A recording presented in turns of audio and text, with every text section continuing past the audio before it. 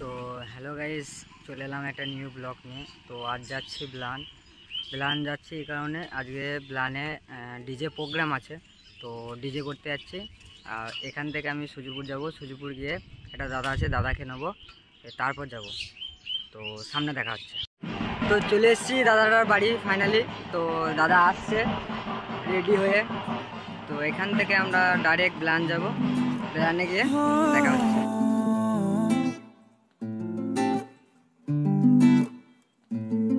जरा जरा नींद भी अजनबी सी हो गई, जरा जरा चैन से दुश्मनी सी हो गई।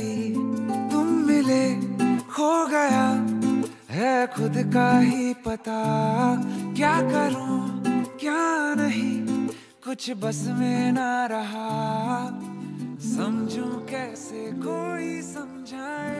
এখন চলে এসেছি তেঁতুলমুড়ি থেকে বেলান বেশি দূর না, খুব জোর 1 কিলোমিটার হবে।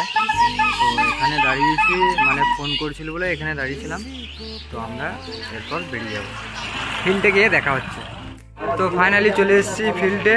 তো এখন সেট আপ চলছে, সেট আপ হয়ে যাওয়ার পর আমাদের সেট আপটা লাগাবো, তারপর প্রোগ্রাম চালু হবে। তো ভিডিওটা কন্টিনিউ দেখতে থাকো।